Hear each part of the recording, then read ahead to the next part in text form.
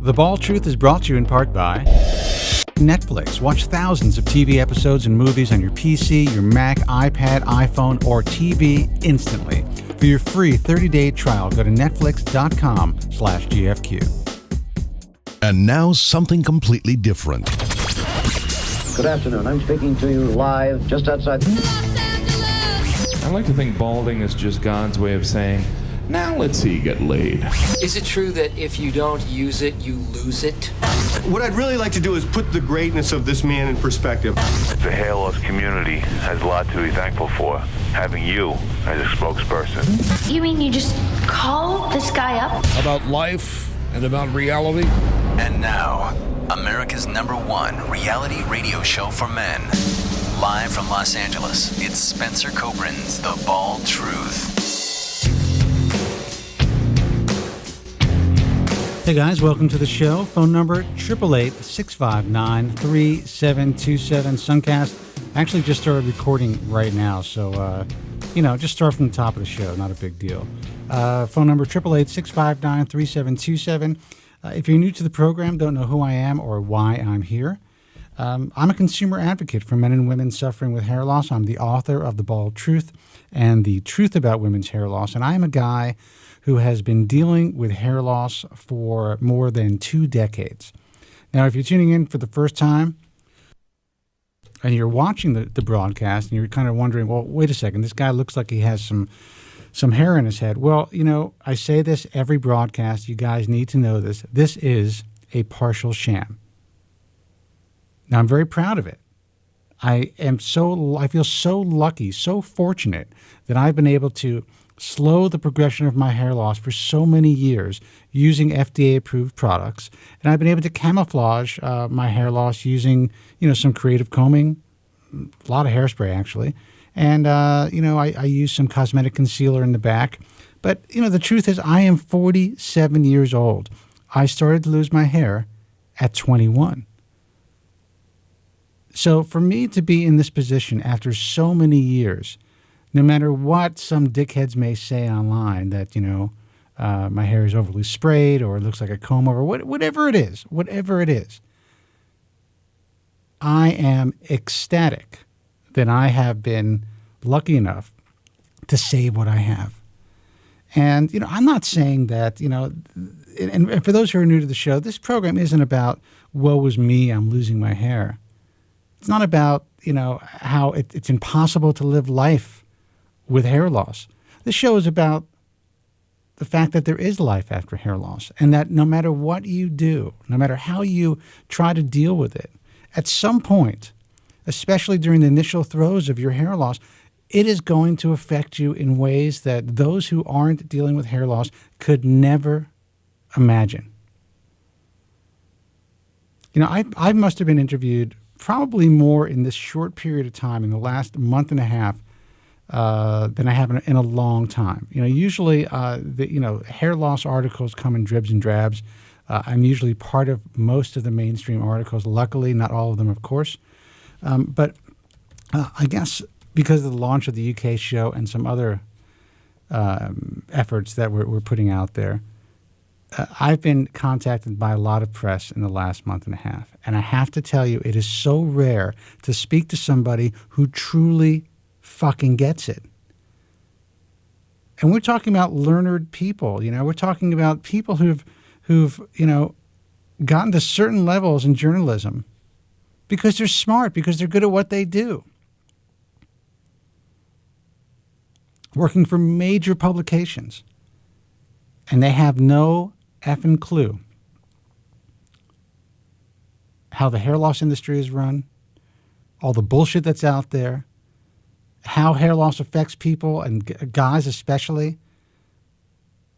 Obviously, it affects women very, very, it's very, very hard on women. But people that are interviewing me don't understand or didn't realize how it affects men, how it affects our self-esteem, how it affects our path in life, how it makes us feel less than, or most guys, at least for some part of their hair loss process. There are a lot of guys who come to terms with it, and then they move on, and they live great lives, and they don't feel less than. But a lot of guys do. And the psychology that we deal with here at the Bald Truth are those who are not equipped to deal with it, at least initially. And I will tell you that in my lifelong journey, my career journey, and my hair loss journey, I would say that most men are not fully equipped to deal with hair loss, and they do whatever they can to help themselves.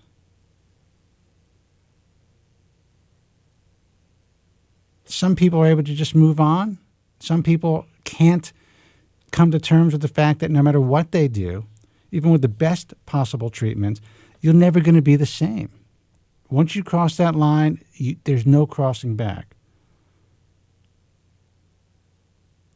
This is a show that highlights the stories and the journeys of those who are dealing with a silent epidemic of biblical proportions, an epidemic that society just doesn't allow us to talk about.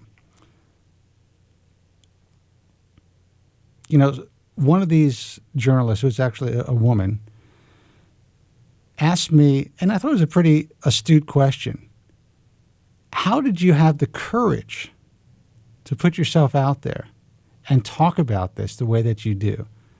And it was pretty much, that's the way she phrased it.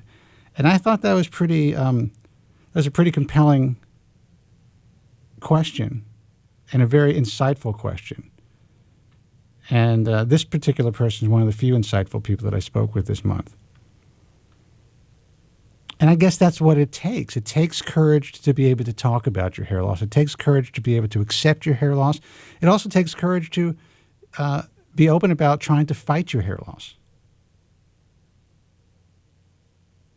But once you kind of let that go, once you put that out there for your friends and your family and for whoever enters your life, and let them know that you're dealing with something, all of a sudden that kind of stigma that you think is there, it is there, but that concern of what people are going to think of you, it's kind of lifted.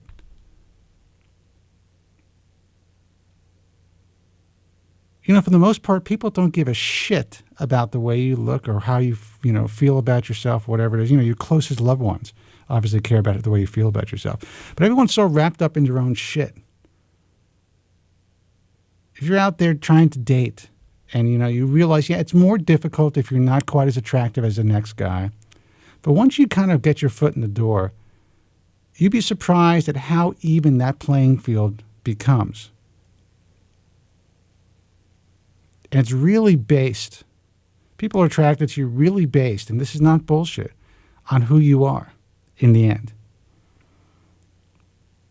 Yeah, you may get a couple of extra notches in your belt, with some hot chicks if you're really, more attractive than the next guy.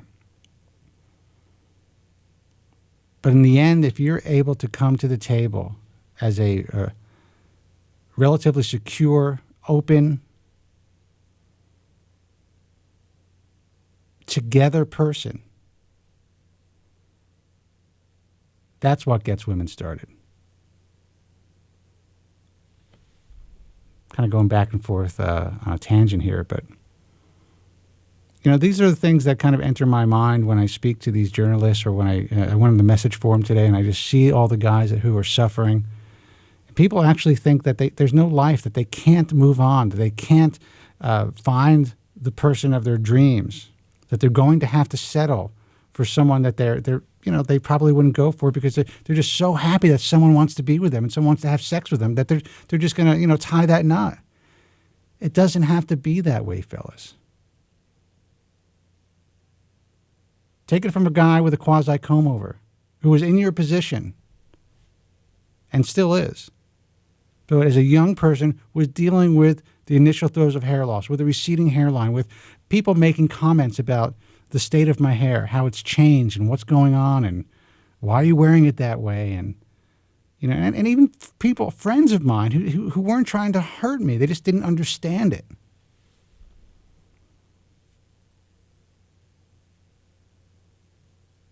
I wasn't born with money.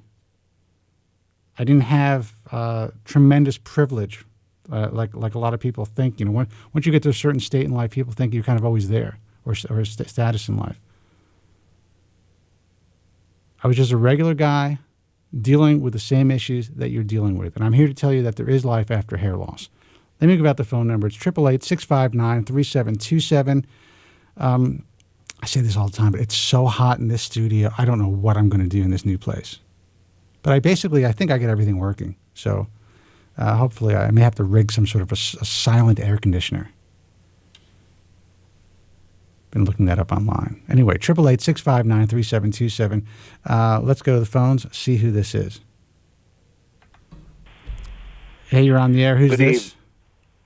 Good evening. Hey, man, what's up? I'm going to have to take this opportunity to really castigate Mr. Bill Gates, with all due respect to his high position in this world.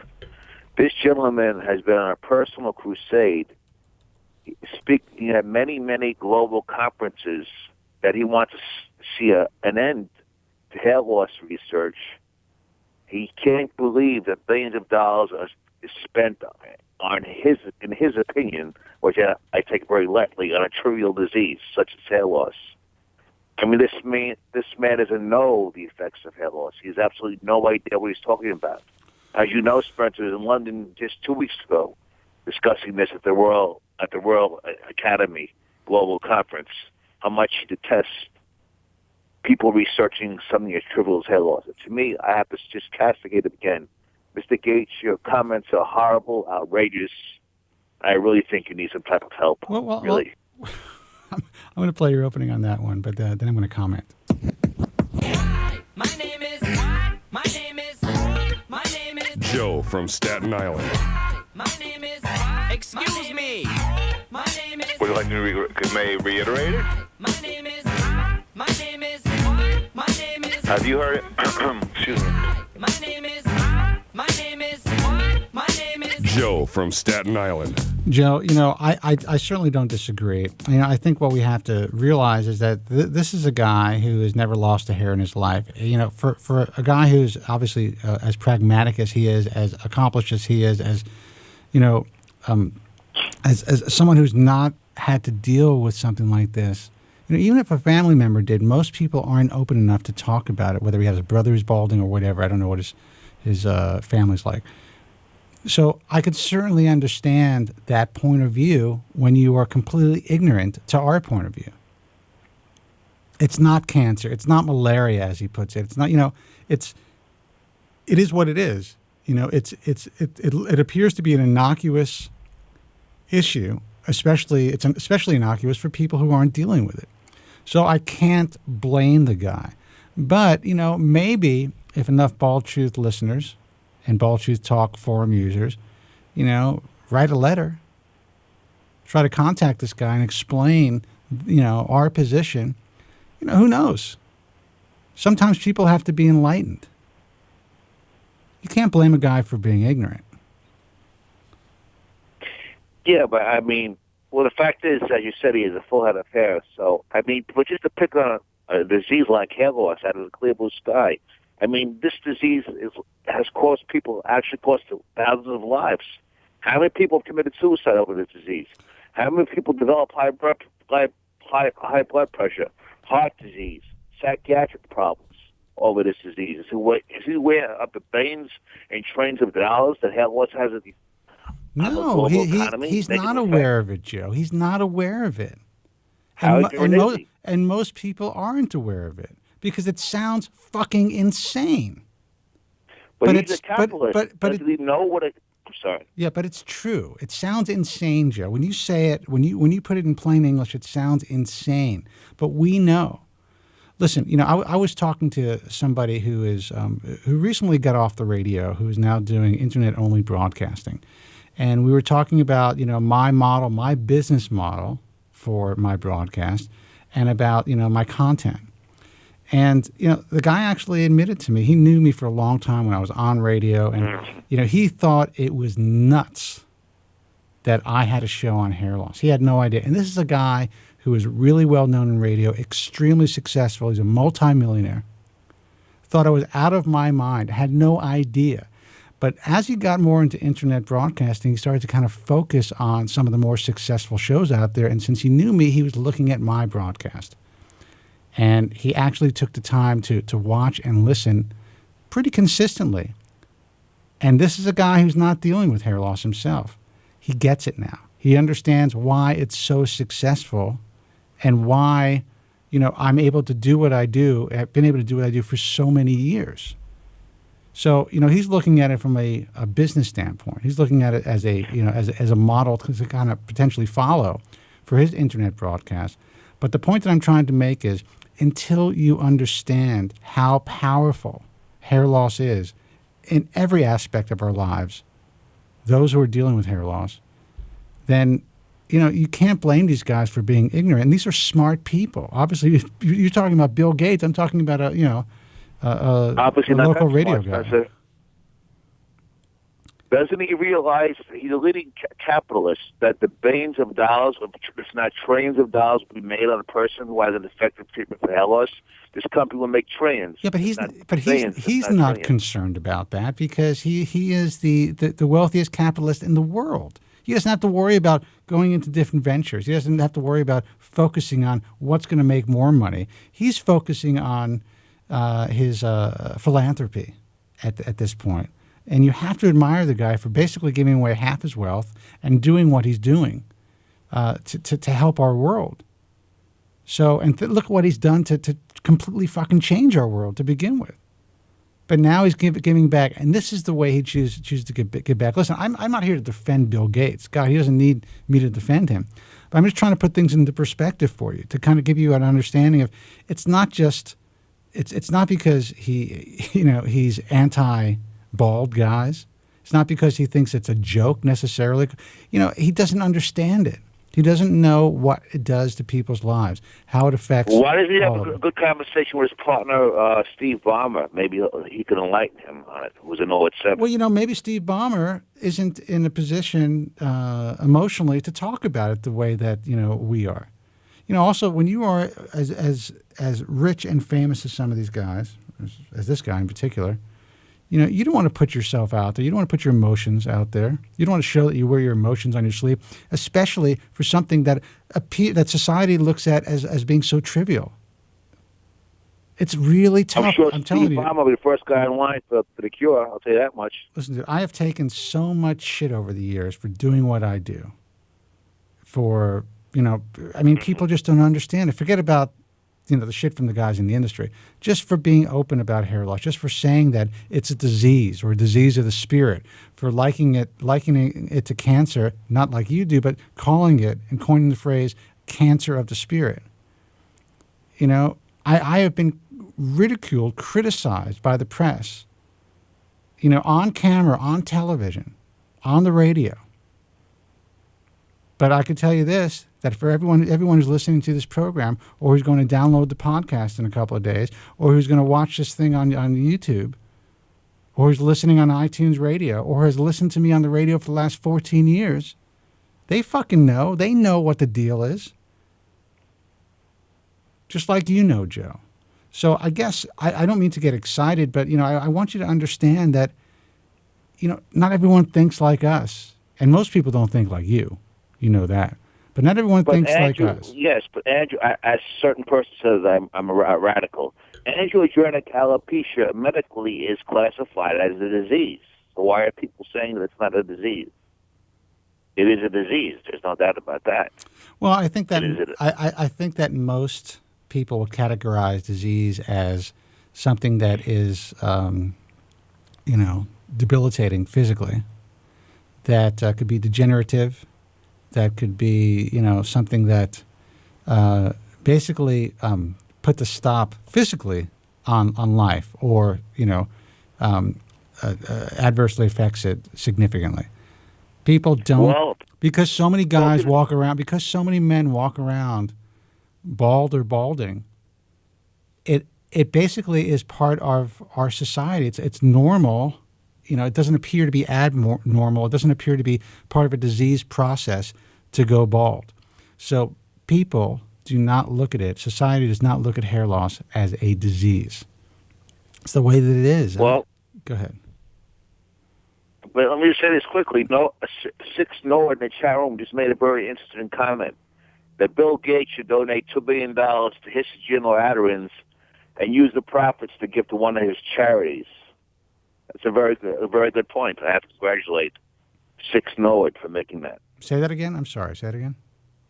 Six Norwood under in the chat room said that Bill Gates should give Histogen and Adirans $2 billion each, investing in their company, and when the cure comes, take all the profits he'll be making, probably trillions of dollars, and give it to some of his charities like malaria, which I consider, for the record, to be not serious. That's actually a brilliant suggestion, and who knows, guys? You guys all have a voice. You know what? This is what's going to happen.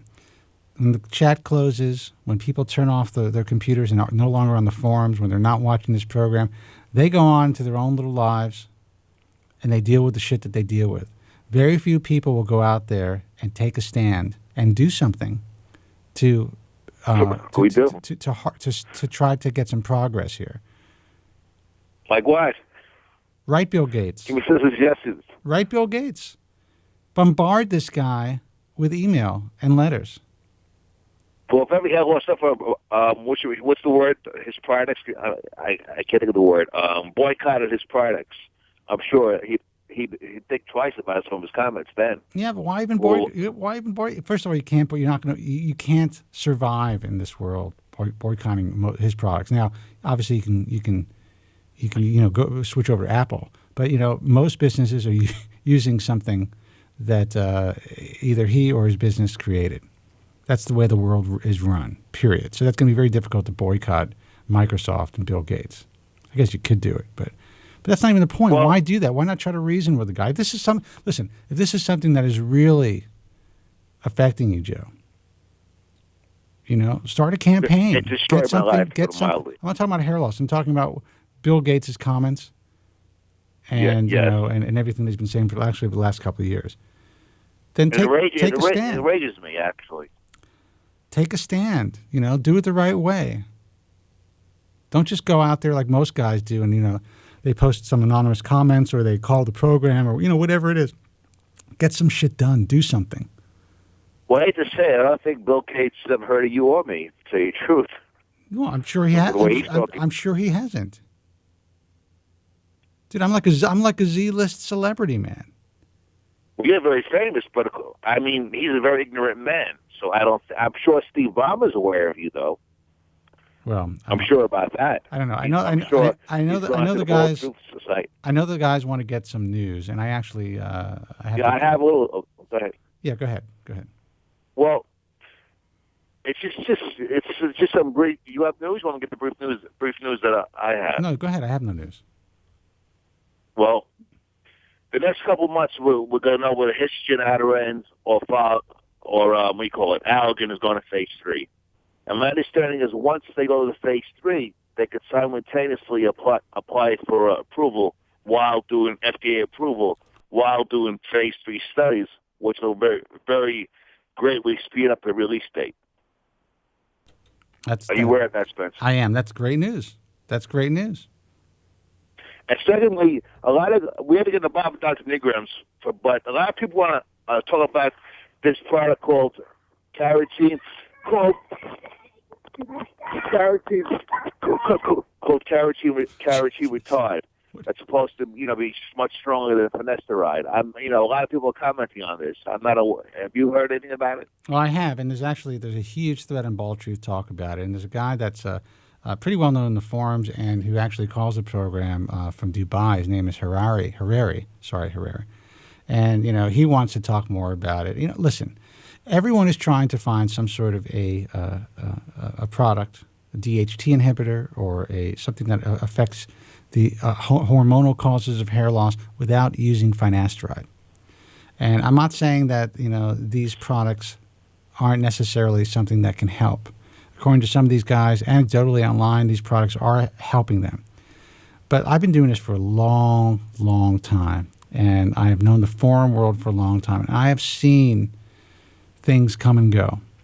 One thing that seems to be lasting the test of time is RU588441. Is that it? I always get that wrong. I think RU8841. Yeah. Formerly of you saw you class first company that. the guys that are buying this gray market stuff, honestly, we have no idea what they're getting. We have no idea if they're mixing it with the right vehicles correctly. These products aren't being sold ready for use for a reason, because these companies are able to kind of skirt, in my opinion, skirt the law by, basically selling these products in powder form, for instance, and then having the consumer, basically giving the consumer instructions on how to prepare these, these topicals. I'm concerned about a lot of these guys that are using it. But then again, who am I to say that you shouldn't be trying this stuff? Who am I to say that? If you guys think it's helping with your hair loss, who am I to say, well, you know what? It's crap, and you shouldn't even be using it. Only stick to FDA-approved products. In my life, I want to stick to FDA-approved products. In my life, I want to stick with drugs that I know have been clinically tested and proven to work over time. But I don't know, Joe. I can't give any specifics about these drugs because, there's only so much that we all know. But I'm trying to be diplomatic here, but I have spoken to a couple of people and I have seen some anecdotal evidence that these products seem to be doing something positive. So, yes, my study have shown that RU8841 does work in a lot of people, but the problem is, where do you get the real stuff? You could be getting holy water in the mail, as far as you know. So I'm trying to say, people pay $100 a bottle. You don't know what you're getting, like you said.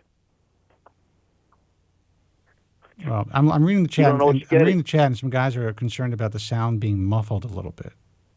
My sound is muffled? Not your sound. Maybe the sound of the program.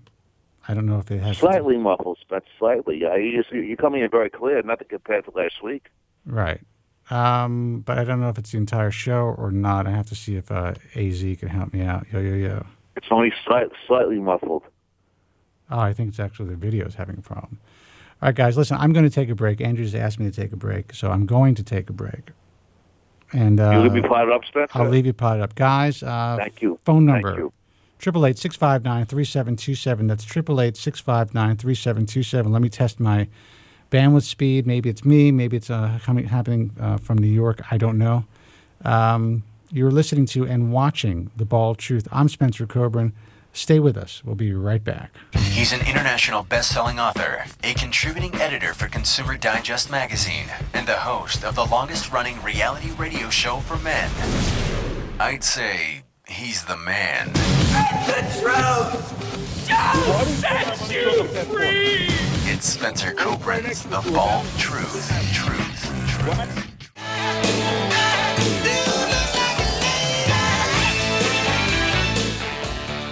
Hey guys, welcome back. 888-659-3727. Sorry guys, I'm for some reason having real bandwidth issues. But let's hope that the rest of the show is a little bit more clear with less issues. We will see. 888-659-3727. Hey, listen, I want to welcome a new sponsor to the program, Netflix. I got to tell you, I was really excited that Netflix decided to come on board because, as you guys know, I don't want to take any hair loss products or services to advertise in this program, so I don't.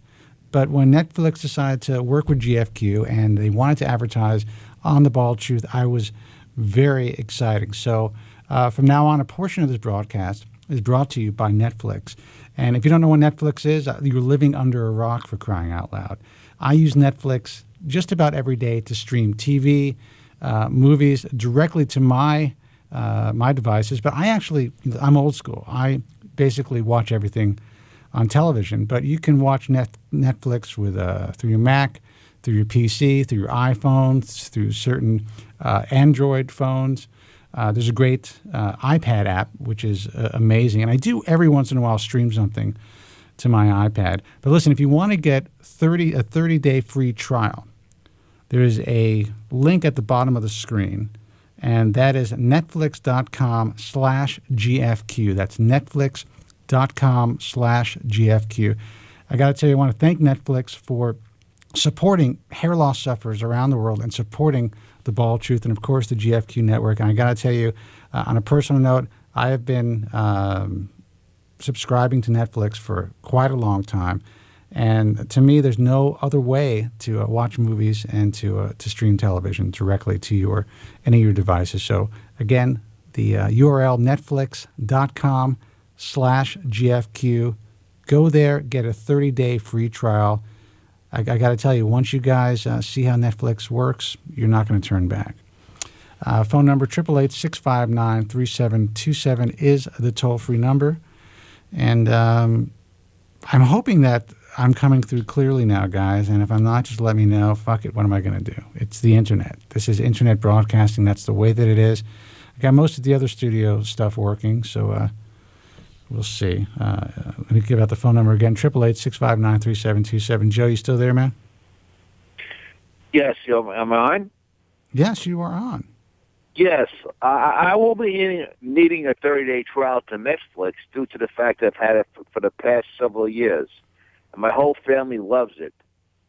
Phyllis, Vincent, and Maria all love Netflix. It's a great product. Well, I appreciate that plug. I'm sure Netflix appreciates the plug as well. But, look, I'm not shitting you guys. I mean, this is a service that I've been using for a long time. I mean, I remember when they would, you get your CDs and DVDs delivered by mail. I thought it was unbelievable. When they started to stream, it was like magic. I couldn't believe it. It makes life so much easier. You can check it out on your Roku devices. You can check it out on all of your gaming devices. It's absolutely amazing. So, well, as you know, you can no longer go to a video store. They really don't exist in New York anyway.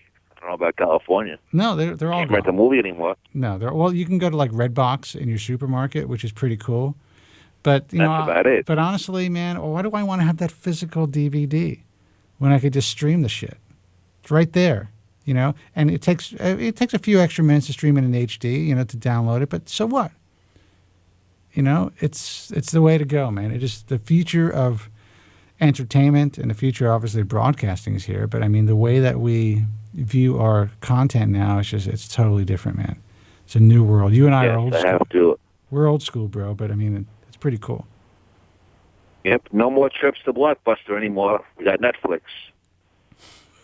So now, I'm going to say a quick thing. Can you verify one thing of one of our big ball truth fans, Spencer? Artista. Did he send you his email address? I have to verify that.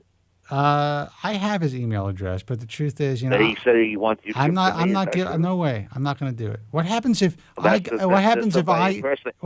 give his contact information to you and you kill him?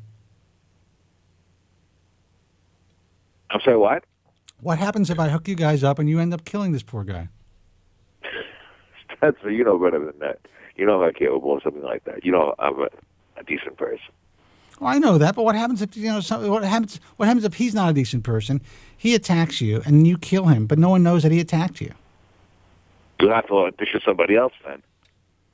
It's possible. You better get Dave Salazzo back. Yeah, well, Dave's never come back. Dave is like, I don't know what happened to Dave, man. He just disappeared. I see some stuff that he posts on Facebook. I don't know. I think he's still in Syracuse. I don't know if he's still in his parents' house or not. Probably. But Dave basically abandoned ship. And speaking of abandoning ship, that's one thing quickly. I was thinking about this today. So many people over the years have just jumped ship, like Destin, like TJ, that just jumped ship. I mean, I know, guys, there still ain't a treatment available, but it's not our fault, man. Well, a lot of guys blame you, Spencer, that there's no treatment available, and they talk about me, and it makes me sometimes. Oh, fuck them. Who cares? They can't take it anymore. There's no treatment available. So it's not your fault. It's not my fault, Spencer. No, and they jump ship for that reason too. You aware of that? I think people, jump ship because I don't consider jumping ship. They want to move on with their lives. They don't want to spend every Tuesday night and now every other Sunday watching the Bald Show. And I think it's great that TJ moved on. Who knows? Maybe TJ is, listening or watching. He's just not in the chat room. I mean, how these guys live their lives without the bald truth? I mean, they just crawl into a hole and live as bald men? That's what I don't understand. I mean, this is therapeutic, this show. It's cathartic. Joe, let me ask you, why do you think, do you think that every guy who's balding has to crawl into a hole to live their life? I mean, listen, you're not a stupid guy, you know. I mean, you're a smart guy. I appreciate that. I know part of it is your shtick, you know, some of it, but you know there are plenty of successful guys who have never even attempted to treat their hair loss, who live their lives, and they're fine. Well, that's true. 90% of the heads of corporations are Norwood 7s. The most powerful man in the world, Ben Bernanke, is a Norwood 7, untrainable. Am I correct? Yes. I mean, so what do you think it is? What makes them different than you? That's a very good question, Spencer. I think that applies to a lot of people. That's a very good point. I agree. But why do some people deal with it differently than others? Let's talk about it. Let's talk about why do you think? Psychiatric makeup. Right, but you know, the way that, and again, you know, there's a part of you in everybody, Joe, in every hair loss sufferer. But I appreciate that. You know, why do you think the guys? Let's go to the message forums. Let's talk about the forums a little bit because I see that Dave is part of the forum, and there's some other guys. I mean, why do you think these guys are just? Well, there's a certain segment of the population who are just so insanely obsessed with, you know, their male pattern baldness, the fact that they're going through this process. Now, I'm one of them, so I'm not judging. I'm one of them. But what do you think it is? What is it about us? Compared to guys who are just able, and I'm not just talking about the good-looking guys who are able to deal with it. There are guys who don't look that great bald, who probably look a lot better with hair, but they're still able to say, fuck it. There was a 16-year-old kid, I was reading the forum today, as I try to do on Tuesdays, and there's a conversation between a couple of 16-year-old kids. I forget one guy's name. And this kid is so strong, this one kid. I think his name is Benjamin. He's got his shit together. He's only 16 years old. He's just like, you know what? Fuck it. I don't want to go bald. But, you know, what am I going to do? This is what it is. I can't take medication. I'm too young right now. This is what he's saying. You know, and he's not suicidal. He's not, you know, ready to throw in the towel on his life. What is it? I want to know. I mean, I love to bottle that shit for people. So you're trying to dissect what triggers a mechanism in certain hair loss sufferers, and you're allegedly saying in other hair loss sufferers this mechanism is not triggered. Is that correct? I'm not allegedly saying that. I'm saying that there are plenty of guys, no matter, even young guys, who are able to deal with it and just say, you know what, this really stinks. I'm not going to be as attractive. It's going to be more difficult for me to get women. It's going to be this, you know, my life is going to be more difficult, but I'm going to somehow work it out. And I'm talking about young guys, impressionable guys, guys who just seem to have their head on straight. I wasn't one of those guys. I went into a deep, deep, dark place. Started to lose my hair at a young age. It fucked me up. It sent me into a tailspin. I didn't know how to handle it. I couldn't talk to anybody about it. It was horrible for me. And so I understand that psychology. These are the guys that I deal with. This is what the Bald Truth is about. I would say the vast majority of guys dealing with hair loss are somewhere within, you know, the realm of, you know, between you and you know, and the guys who can deal with it. But most people can't deal with it that well. What is it, Joe? I want to know. I wish someone can call in. Well, that's true. You do agree the majority of hair loss sufferers cannot deal with it. Is that correct, Spencer? Dude, I wouldn't be doing this for so long if that wasn't the case. I wouldn't be able to make a living doing this. I wouldn't be able to, you know, be doing this for 15 years if that wasn't the case. So I get it. I know the market. I know the demographic. And I'm one of those guys. You know, if my meds stop working today, I am not going to live my life as a bald man. I just don't want to do it. I will, you know, either get surgical hair restoration if I have enough hair. I would, you know, wear a piece, whatever it takes to make myself feel comfortable when I leave the house. So I'm more than open about admitting that, you know, and that's just the way that I live my life. And a lot of guys, most guys who are dealing with hair loss will, at some point during the process, feel the same way that I do. But I felt this way for 25 years. Well, I preach there's life after hair loss. There is, because I learned that I don't have to have my own hair necessarily. I could go on and move on with my life. If all my hair falls out of my head, my medication stopped working. God forbid. God forbid, but I have no problem trying, you know, whatever options are out there and just fighting the good fight. Doesn't have to be mine. You know what I'm saying? So I'm equipped to deal with that. So to me, that was a big evolution. Most guys like yourself, you would never try that. You said you would never wear a piece. or any type of prosthetic. So that's out of the question for you. So you're kind of like, you don't have, there's no way out for you unless there's a cure. Yes. And millions of other people in the same position as me. I know, it's sad. Let's see. Let's take a phone call. Let's see if someone wants to discuss what we're talking about here. 888-659-3727. Hey, you're on the Bald Truth. Who's this and where are you calling from? Yeah, hi. Am I on? Yes, you are. Oh, hey, Spence. This is Bob from Boston. Hey, Bob from Boston. Called you a few times before, and I've a little bit older than you. I've had the it's hard to believe. A couple of scalp reductions, and I think I remember you. Yes. Had a few hair transplants, and I mean it's okay. I mean it's hiding and everything, but as you're getting older, things are still starting to thin out a little bit. And I've looked at a few of the other doctors up around the Boston area. Also had some sent some pictures and stuff out to various doctors, but I just don't know if I want to get cut again. Again, I can hide it a little bit. I can hide it okay now, but I'm thinking another 10 years down the road, what the hell am I going to look like? Well, how old are you now? 55. Okay, so I mean, you're 55 years old. You think you're holding your own at this point? I mean, if you had, yeah. Tell me how many surgeries you had in total. I get sucked into when it's maybe young 30s. Just noticed a monkey's ass on the top of my head, and just like you guys were talking about, just didn't want to deal with it at the time. There was no internet. Was into working out all the time, and would get muscle and fitness magazines and stuff like that, and Bosley's and all them were advertised. And I wound up going to a Pug, and I wound up with it was like a quick fix, scalp reduction. But so you went to it tightened everything up. Carlos Puig, you're talking about, right? Yeah, but I think he was hooked up with a different clinic. It was Cleveland Clinic or something like that. He didn't do the operation. Another doctor did. Right. But I should have left. I got out of the chair.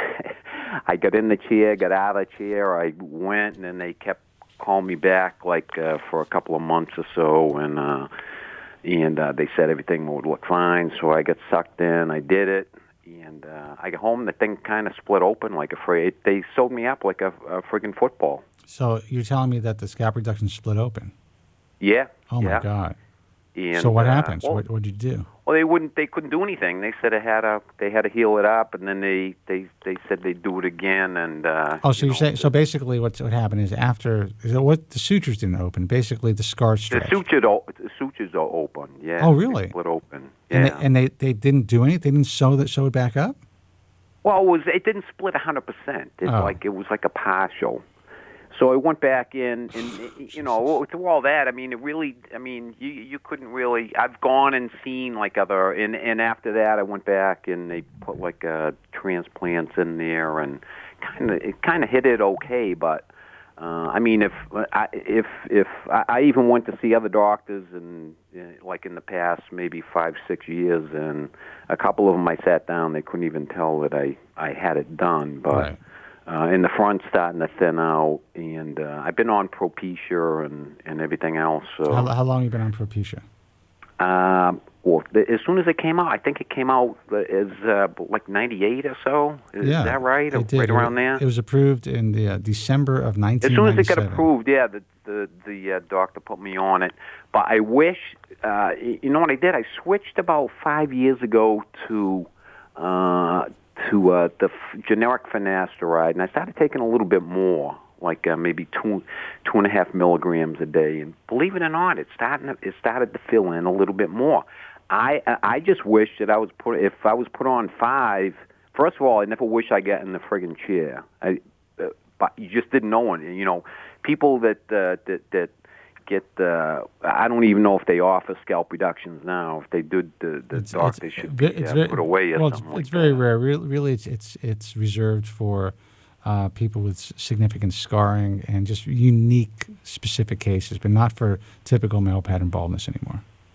if I had just gotten out of the chair back then, and if I was just put on, I'd probably say 5 mgs of the finasteride. Now, what year did you have the surgery? I think the first was in '93. I think it was. I got to tell you, we kind of like lived, there's like a parallel balding existence. I think I'm a few years older than you, but again, there was no internet, and you just didn't. I almost fell for it. You see all the like advertisements, and from Bosley with all the bodybuilders and Joe Weider, and everybody looked like Joe Weider just passed away. Let him rest in peace. Yeah, right. But he was friends with Bosley, right? Yeah. Listen, Hey, I got what do you call it? I don't want to hold you up. No, it's okay. It's a good call. I reached out to that Dr. Nigam. Oh, you did? Okay.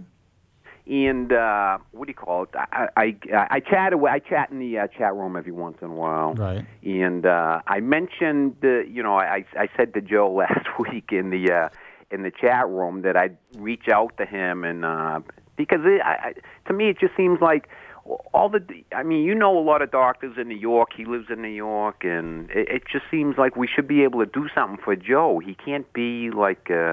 I just kind of. You know what? We've and I appreciate that. I'm sure Joe appreciates that. But Joe is someone who, really needs a lot to feel like he's being helped. Meaning that, right. Unless he gets a full head of hair back, I don't think he's going to be happy. And there's only so much you can do at this point. But just to keep it quick, I did hear back. I sent Dr. Nigam an email. And he sent me back, and he said he'd like to Skype with Joe. He'd be willing to work on him, like almost. He said like money's not really an issue. I guess he listens to the show also. Money's never going to be an issue. If Nigam, first of all, we allow the conversation to happen on Bald Truth Talk, and that's there's kind of a double-edged sword there because. Same with Dr. Go. We allow that conversation to happen because I think it's important that if there's anything.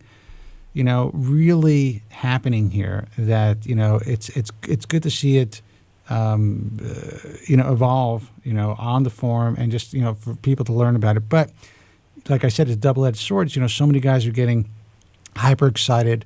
I believe there's a lot of misinformation being presented out there. Dr. Nigam kind of came on the internet scene in a very, for lack of a better term, and again, this is just my opinion, in a questionable way. Now, he does seem to have some sincerity, and I think that he's really trying to prove a point. But with that said, if, for instance, what he's claiming is complete bullshit, and I'm not saying that it is, just by virtue of him being interacting on Bald Truth Talk and on some other forums, they could be potentially thousands of patients. Even if it's just a few hundred patients that he's charging a significant amount of money for, doing this process, he's going to make his money. He's going to make a lot of money. So, you just really have to. But on the other hand, if he works on, if he was willing to sit down and take care of Joe, and it fails, the guy's out of business. He's not out of business. Really? Not really. He's not out of business. It's not that. Believe me. He wouldn't. Believe me. Listen. Joe went to another doctor who is purporting that ACell and PRP is growing hair and all this stuff, and it failed for him. And this guy's not out of business. What's the interesting thing about the internet is, yes, the internet can make or break you, but if you have enough content out there that's, even if it's conflicting, there's going to be a certain segment of the population that is going to take one side of the story over the other side of the story. And because hair loss sufferers are so desperate and they'll do anything just for hope, they will give it a shot if they have some extra cash laying around. So, right. Doctors and, all people in this industry kind of understand that. So there's this school of thought. So what are you thinking about the Dr. Nigam? Are you just waiting to see what happens? Or? You know what? I am waiting to see what happens. If I really felt strongly about the possibility of what he was saying if I really believed in what he was saying at this point, I would probably have him on the air and do an interview. But I'm also very open-minded. So he just has to prove it to us. If he's able to do what he claims, great. I'll make him famous. I'll change his world. He will be a multi-millionaire. and it'll happen very quickly.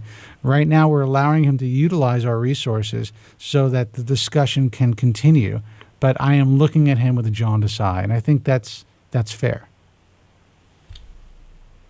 So what do we do with Joe in the meantime? So Joe is just unrepairable at the time, or he just No, Joe's not unrepairable. Joe's repairable. Joe just won't be happy with what is available today. Joe wants a full head of hair. Joe, you're potted up, man. Hey, Joe. Hey, Boston. Bob, how you doing? Not too bad, Joe. I told you I'd follow up for you, but the guy wants to Skype with you. Again, I'm not... I contacted the guy for you. And Bob, first of all, I really appreciate what you did for Joe, and I'm sure that the entire community does. That's a great thing. If Dr. Negum really believes that he can help Joe, then he should put him on a plane, send him up in a hotel, and perform the surgery, and that'll be the best investment of his career.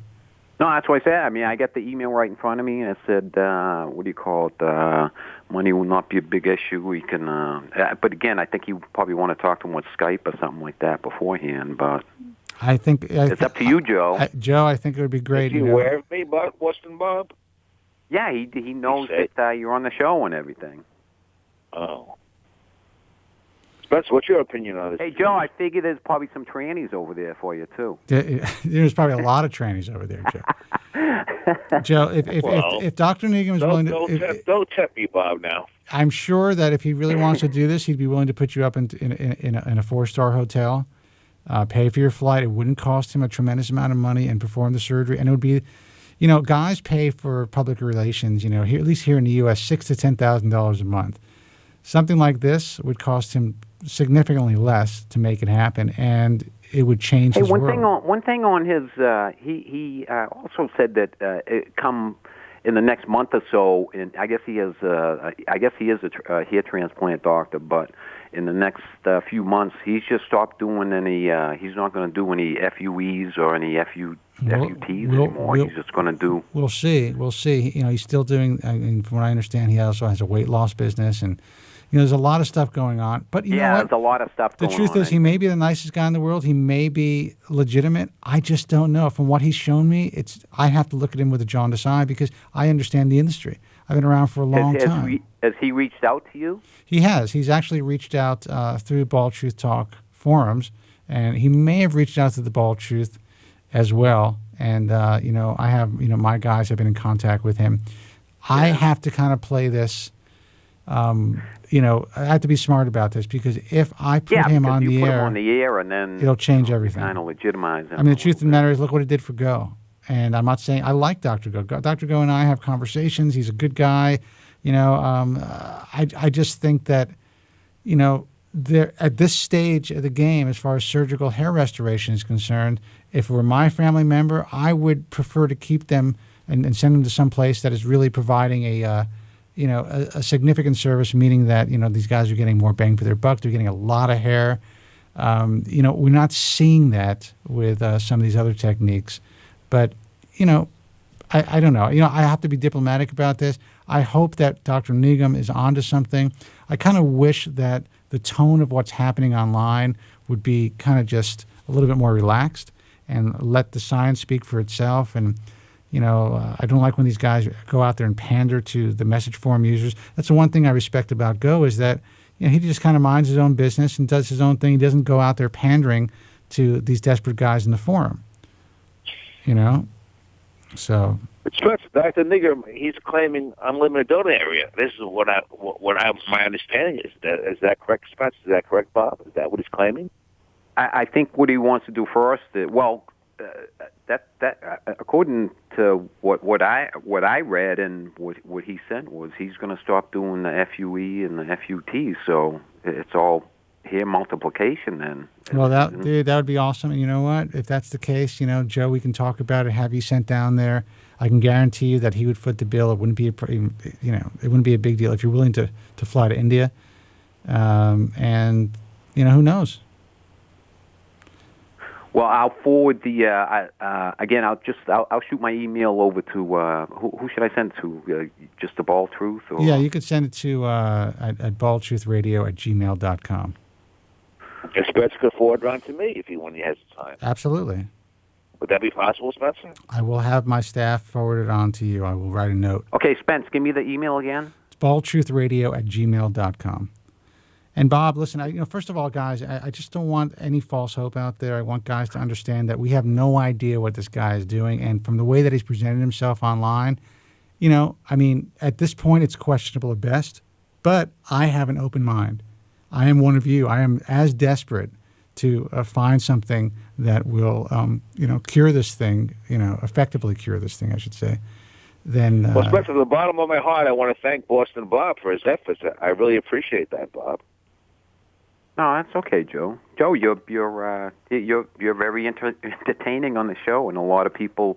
I just feel like I wish that there is a lot of stuff out there, Joe, like with FUEs and everything else. But maybe you get a little bit more hair in your head and you'd be a little bit more positive. And well, I told Joe that the Bald Truth would cover whatever he wants, and any doctor would cover what what Joe wants as well, and he knows that.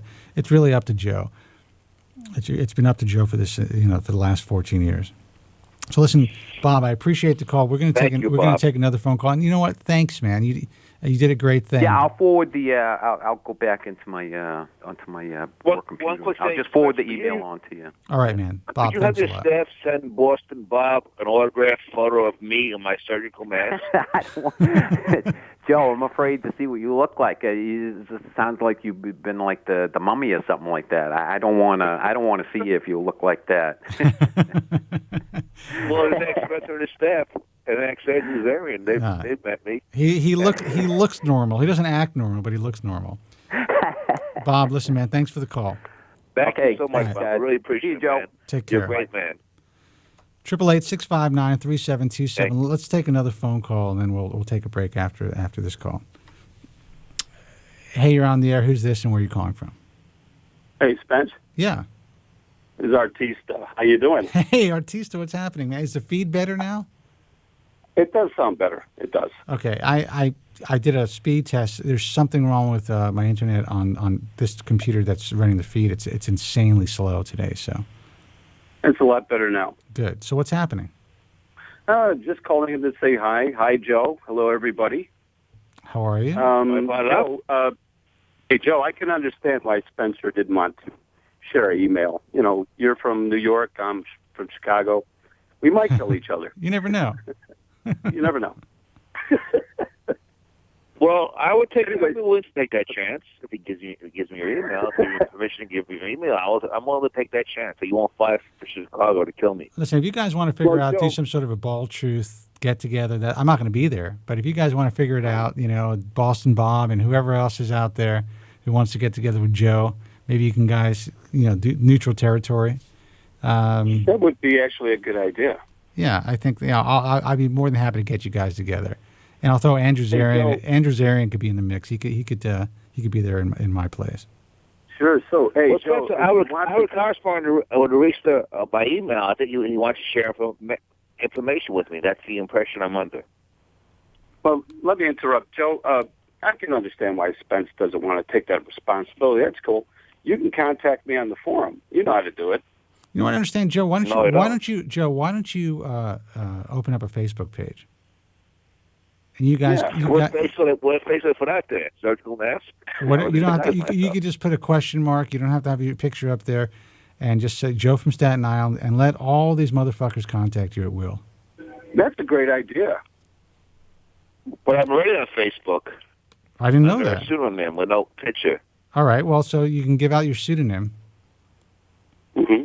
Right. Let me think about that. You want to discuss that off the air with the downfall.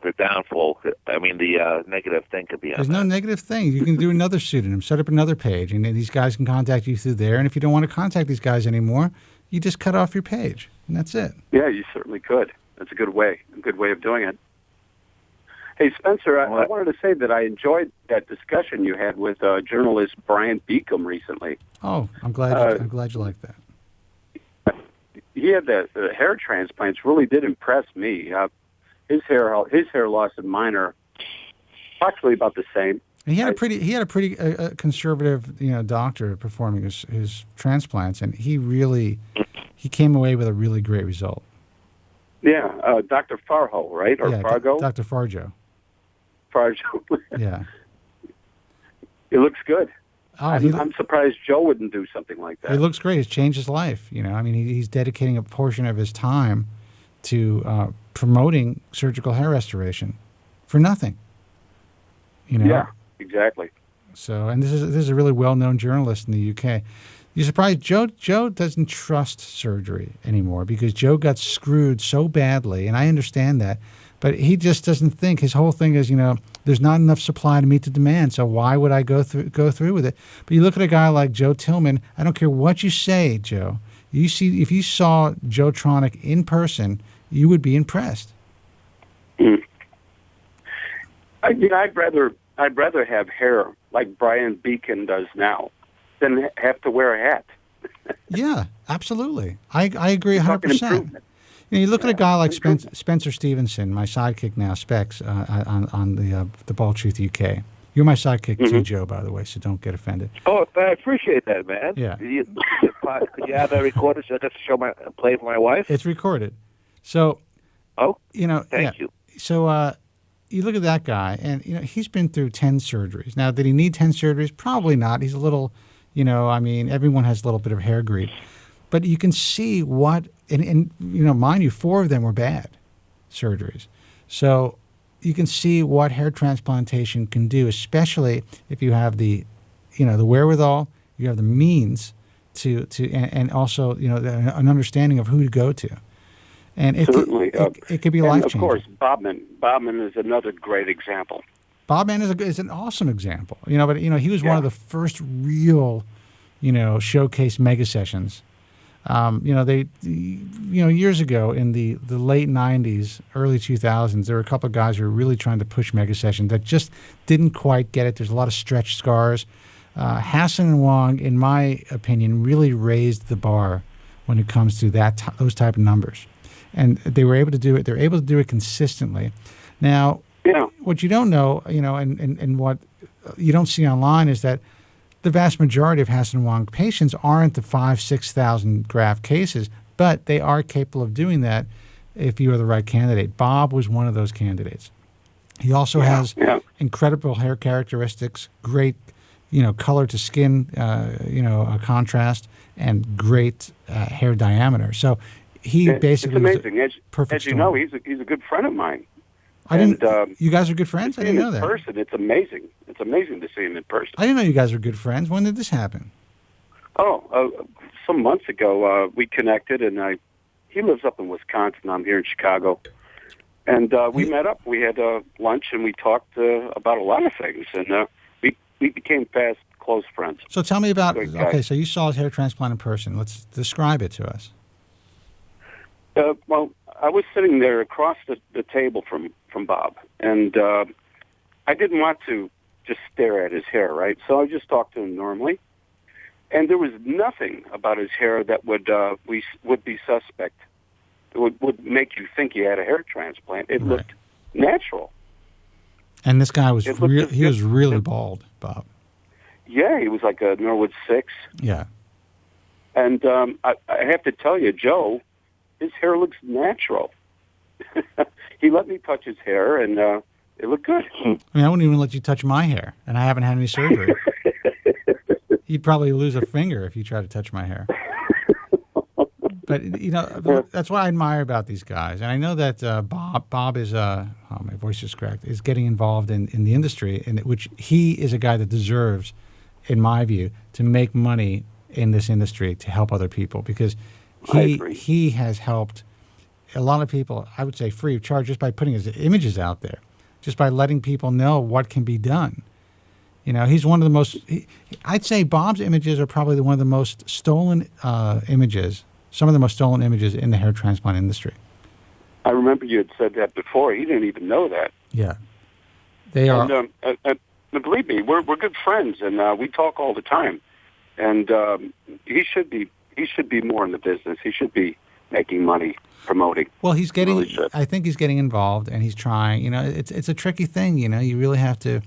First of all, if you're going to get involved in this industry, especially where you're in Bob's shoes. Who's a guy like Bob, who's been through a great transformation, he doesn't want to just work for anybody. He's got to be connected to people and a company who's really doing great stuff and really helping people. So I think kind of that's the route that he's looking for. And but he's a good guy. He's a good guy. I like him. I like about him. He's an honest guy. He's a decent person. Yes, he is. Hey, to change the subject a little bit, what do you think about the upcoming discussions that Histogen's going to have? Gail Naughton doing her speeches starting next month. Listen, I am no, Bob. Reached late April 25th, 26th. Yeah. Right. I'm actually, I think it's great. This is the problem that I have, and I'm going to kind of go off on a tangent here a little bit. I can get this information out to the public. I have access to these people. The problem is the way the public, at least the hair loss community, responds to these companies online. And it makes it very difficult for me to, say, hey, listen, let's get something else out there. Let's do another interview. Because, I've spoken to these people. They don't want, they're tired of being bashed. What's the point? Their science, their technology is going to come to fruition. They're going to get it out there with or without the message forums and with or without the bald truth. But we have unique access to these companies. And these forum users are destroying that. They're destroying it because, you get a guy, if Craig Ziering says there's going to be some images put out there and for some reason they're not put out there, all of a sudden he's being bashed or Gail Naughton's being bashed. It's fucking ridiculous. It makes no sense. It makes no sense at all, man. It makes no sense at all. And, I think a lot of the bashing, I obviously there's our forum and all the forums really cater to people from all over the world. Seems like the European guys seem to be the most critical and the most difficult on all the message forums. And I feel sorry. People don't want to put themselves out there to be defamed, and I understand that. This is the internet. Their name is out there, and someone says that they're trying to pull the wool over your eyes. That stays out there. Yeah. So they don't want to be involved. So to answer your question directly, I think listen, I'm excited about all this stuff. I know that in our lifetime, there's going to be really, truly effective treatments for hair loss and possibly even a cure. Yeah, I feel strongly about that, too. What is your time frame, Artista, by the way? I'm sorry, Joe?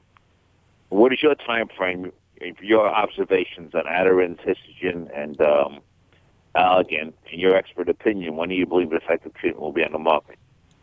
Oh, I really have no idea, Joe. None. That's why I tell you that I'm just going to go with a hair transplant when I find the right doctor. I'm not going to wait forever. It could be forever.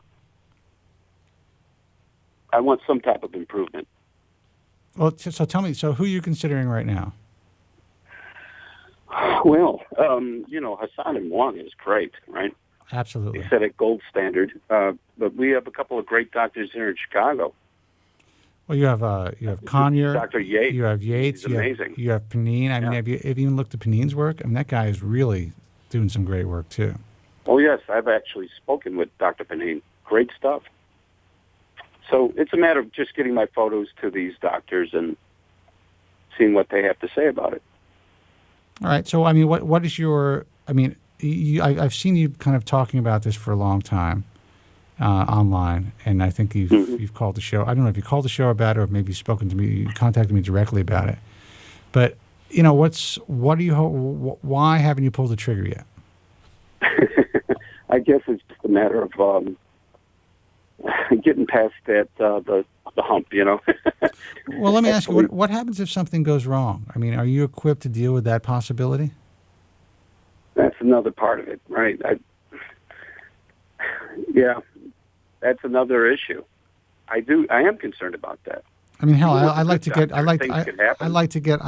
starting to, like, the skin above my eyes starting to hang to the point where I can almost see it, I'd love to get that fixed.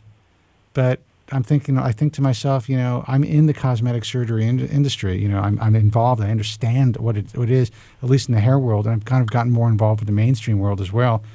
I know what can go wrong, and I also know how great these surgeries can be, and they can be life-changing. Yeah. But, for me, do I want to get my eyes done? You know, I mean, I'm not 50 yet. You know, I know it would be a vast improvement it would make me look, you know, more youthful, and I'd love to do it, but would I be prepared for the downside? And I ask guys that all the time with surgical hair restoration, you know, and if you're prepared for it and you kind of understand the entire scope and possible pitfalls, at least if it does happen, you know, and you're going to a great doctor with a great staff, you know, there's really no blame there. You kind of just know that, you know, it's the nature of cosmetic surgery. And then, you know, the likelihood of you being repaired is probably pretty great as well, especially if the damage wasn't that great. But, you know, anyone who's getting into this, man, has to know that it could always go wrong. That's it. Yeah. But that's not to deter you, though. I do have a good friend in Bob, and he's going to be my advisor when I, you know, am ready to pull the trigger and pick a doctor. He's going to help me out in that. You know, I think it would be great, like, you know, maybe you and Bob, and that's maybe a good way for Bob to get more involved in the industry, to kind of like do a video, like a compilation, or, you know, just put something together, almost like your journey into figuring out who you want to go to. And then if you decide to have surgery, you know, basically your journey through surgery, and Bob could be a part of that. I think that would be pretty cool. It would really put Bob on the map. That wouldn't be a bad idea. Sure. I'd talk to Bob about that, absolutely. I think it would be a great idea, and we will definitely put it on baldtruthtalk.com and on the Bald Truth website as well. You know, Spence, another thing that I have going for me is my wife. She supports me on this. That's great. And you lucky guy. It makes me feel good. Sorry? You're a lucky guy, man. He is. My wife supported my penis enlargement. Thank you. My wife supported my penis enlargement. So my wife said I should be committed to an institution for the rest of my life. That's what she says. Well, Really? Phyllis isn't that, you know, far off, Joe. I mean, come on, let's face it. Thanks a lot. No, but I think it would be great. Actually, I would love to see all you guys to get together. Bob, Joe, Artista, whoever else, you know, any other crazy guys out there that are willing to meet Joe. Oh, by the way, you guys can call me Dave. That's my first name if you want to. All right, Dave. I knew your name, but I didn't want to put it out there. Yeah, no, you could use my first name. What is it? Joe. Dave. Joe? Like if I met you guys, I'd have to come in like a Pope mobile or something, because I don't know who knows who's going to show up. I have no idea. Plus, I charge $10,000 per personal appearance. I know you do. You could sign autographs. You know, we can meet at Gallagher's, or we can go to Morton's. Morton's has changed a lot, though, Joe. Have you been there a long time. Oh my God, they completely no more Frank Sinatra. The guys aren't wearing tuxedos anymore. It's a total. It was brought out by a big company, and it's total. I mean, the menu's similar, but it's just to me the vibe is just not the same. Well, the last time I was there with you and your lovely wife, Blank. Yes, you can call her common law. Common law. Yeah. Blank.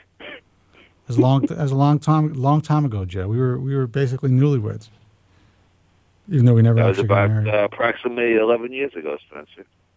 Jesus. Well, listen, Dave, man, I appreciate the call. We're going to get to some more phone calls, but absolutely. You know, listen, I wish you luck. You know how I feel about surgical hair restoration. So many guys' lives have been changed for the better, and you look at a guy like, you know, don't listen to Joe, okay? Listen to guys like Joe Tillman and Specs and other guys who have really had great experiences. You know what you're doing as far as doing your due diligence, and you're great friends with Bob Man now. So that's, you know, you're in good hands. But with that said, you know, just be prepared for anything. I will. All right, man. All right, take care. Thanks for the call. All right, see you later. Good luck, Dave. Good luck, you, Joe. Dave. 888-659-3727. Hey, you're on the air. Who's this and where are you calling from? Hey, how you doing? This is Steve from New York. Hey, Steve from New York. What's happening? Hey, nothing. I called you guys a while back when I was talking about going off Propecia when my wife, I don't know if you remember, my wife and I were planning on having a child. And I think I do remember. I jumped off. So I guess the good news is that you know my wife is pregnant. Oh, mazel tov. That's great. Thank you. And I've been off Propecia for about since last January, and now I am thinking about starting it again. Okay, let me ask you. You've been off it since January, How is your how has your hair been?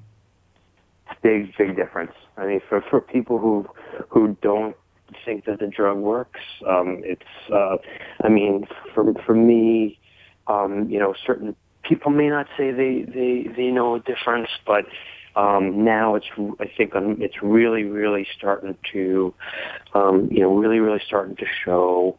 And I think the consistency of my hair has changed. Like I had curly hair, and now I have to, make it a little bit more straight, and it becomes a little more frizzy because of it. So it's a different. And the whole front of my head is, after I shower, and I would pull my hair back, there is a significant bald spot there. Now, do you notice that are you shedding more as well, or you just notice a slow progression? Or not slow, obviously it's a fast progression. Yeah, I've never really noticed I don't think I really ever really noticed the shedding. But it's clearly not there anymore. And then also with my topics, I'm going through my topics a lot quicker than I ever did, and it's coming through a point now where it's hard for me to use the topics because you can actually, I think you can kind of see it a little bit more. Yeah. So it's definitely changed a lot over the last year or so. All right. Well, and now, I say January. I mean January of 12. So now your wife is pregnant, which is great. Yes. And you want to get back on it. My suggestion is this, and I'm not a physician, but I don't know how you feel about this, but while you're on it and your wife is pregnant, I would probably wear a condom. Yes. No. That part of it, I know. I think the thing that's really, really scared me about it is, I think I've done more research on the drug after I was on it, or actually after I got off of it, right? Versus before I originally got on it. Now you're reading all the stuff about permanent adverse side effects and all the crazy stuff that you read. Yes, yeah. and the thing that's kind of what I'm going through my mind is, do I say, hey, you had a great run with it, you didn't have any problems with it, be thankful that you didn't, and and kind of move on and accept life as it is, or or do I at this point I'm saying risk it, because the things that I'm reading online are pretty crazy. Well, that's just it. And I'm not going to say that some of what's online isn't true, but I will say that, there's certainly a mass hysteria effect that has really just, fired through the internet. I mean, it's like something I've never seen before. And the truth is, so many guys that I know that have been on the drug for many, many years, me almost 20 years, so many guys that are on the drug who, this wasn't presented to them. These possibilities were not presented to them, back in the day when we started. There's not one friend of mine, one personal friend of mine who was on the drug, and most of my friends are on the drug now, that has had a single side effect, let alone any long-term adverse side effects. With that said, if it's in your mind, dude, there's a chance that you're going to be suffering from the side effects now. So you may be one of these guys where, you did okay with it. Maybe it's better that you don't take it anymore. Which is also hard to deal with as well. So, what about any sort of research on, or anything that about going on and off of it?